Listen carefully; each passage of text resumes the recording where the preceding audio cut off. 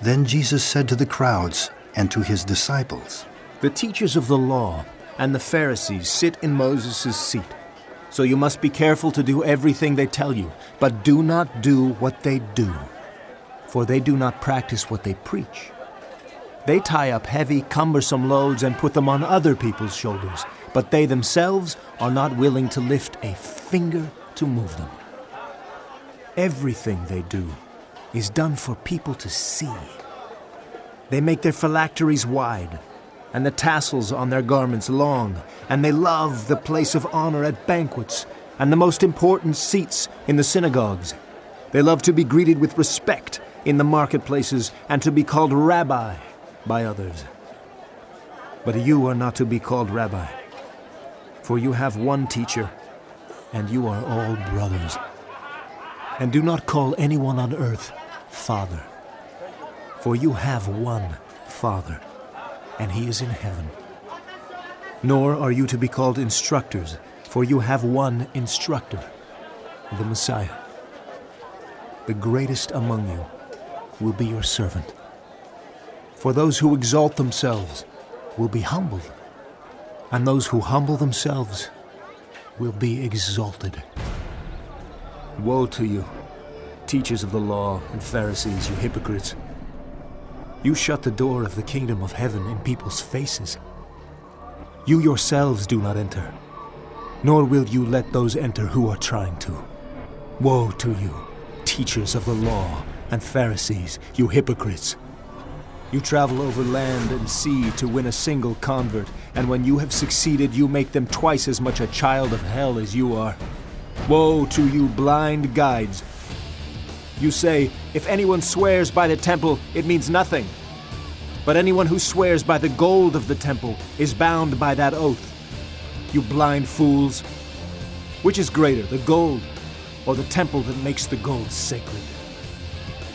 You also say, if anyone swears by the altar, it means nothing. But anyone who swears by the gift on the altar is bound by that oath. You blind men! Which is greater, the gift or the altar that makes the gift sacred? Therefore anyone who swears by the altar swears by it, and by everything on it. And anyone who swears by the temple swears by it, and by the one who dwells in it. And anyone who swears by heaven swears by God's throne, and by the one who sits on it.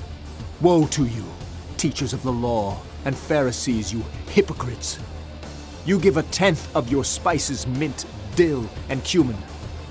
But you have neglected the more important matters of the law: justice, mercy, and faithfulness. You should have practiced the latter without neglecting the former, you blind guides. You strain out a gnat, but swallow a camel. Woe to you, teachers of the law and Pharisees, you hypocrites! You clean the outside of the cup and dish, but inside they are full of greed and self-indulgence. Blind Pharisee, first clean the inside of the cup and dish, and then the outside also will be clean.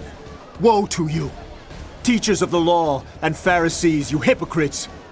You are like whitewashed tombs, which look beautiful on the outside, but on the inside are full of the bones of the dead and everything unclean. In the same way, on the outside you appear to people as righteous, but on the inside you are full of hypocrisy and wickedness. Woe to you, teachers of the law and Pharisees, you hypocrites! You build tombs for the prophets and decorate the graves of the righteous, and you say, if we had lived in the days of our ancestors, we would not have taken part with them in shedding the blood of the prophets. So you testify against yourselves that you are the descendants of those who murdered the prophets. Go ahead then, and complete what your ancestors started, you snakes! You brood of vipers! How will you escape being condemned to hell? Therefore I am sending you prophets and sages and teachers. Some of them you will kill and crucify. Others you will flog in your synagogues and pursue from town to town, and so upon you will come all the righteous blood that has been shed on earth, from the blood of righteous Abel to the blood of Zechariah son of Berechiah, whom you murdered between the temple and the altar. Truly I tell you, all this will come on this generation. Jerusalem, Jerusalem, you who kill the prophets and stone those sent to you, how often I have longed to gather your children together, as a hen gathers her chicks under her wings, and you were not willing. Look, your house is left to you desolate. For I tell you, you will not see me again until you say, "Blessed is he who comes in the name of the Lord."